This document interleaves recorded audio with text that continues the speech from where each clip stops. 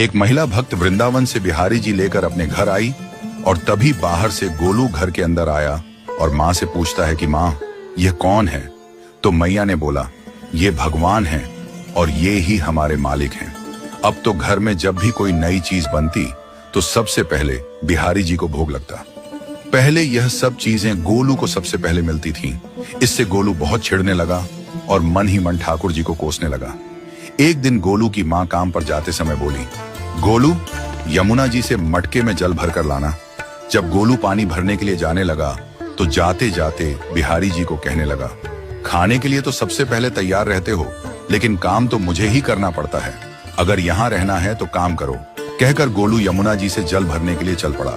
गोलू जब यमुना जी में जल भरने लगा तो उसने देखा कि यमुना जी के अंदर बिहारी जी विराजमान हैं और कह रहे हैं, ला गोलू, घड़ा हम भर देते हैं। गोलू उनको देखकर हैरान हो गया और बोला, नहीं नहीं, मैं अपने आप भर लूंगा। लेकिन ठाकुर जी ने उसके हाथ से घड़ा ले लिया और भरकर घर ले आए।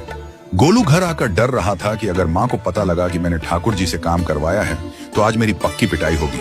माँ ने घर आकर बिहारी जी को गीले कपड़ों में देखा तो एकदम से हैरान हो गई और कहने लगी कि गोलू, ये जरूर तेरी शरारत है, जरूर तूने ही इन पर जल डाला है। गोलू ने अपनी माँ को समझाने का बहुत प्रयास किया, लेकिन माँ ने उसको डांट कर चुप करा दिया और ठाकुर जी के भीगे हुए वस्त्रों को बदलने लगी।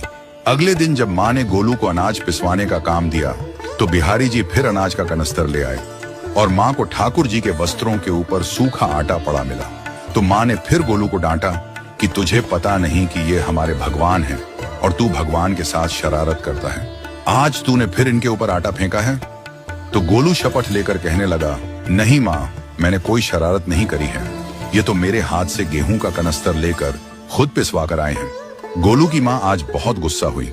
अगले दिन फिर माँ बोली, बेटा गोलू, आज तुम्हारे बाबा बाहर गांव से वापस लौट आएंगे।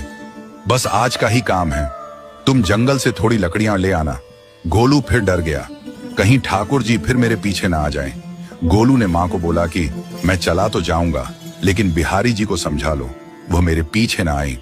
उसकी माँ हंसकर बोली, हाँ हाँ समझा दूंगी, तुम जाओ तो सही। गोलू जल्दी जल्दी लकड़ियां लेने जंगल में चला गया और माँ काम पर चली गई।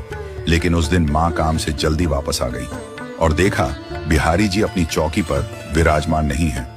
वह तो एकदम से घबरा गई कि कहीं गोलू की शरारत तो नहीं। वह भागी भागी जंगल की तरफ गई।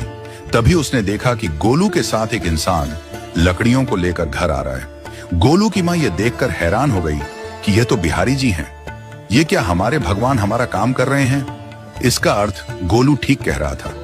वह जल्दी जल्दी भाग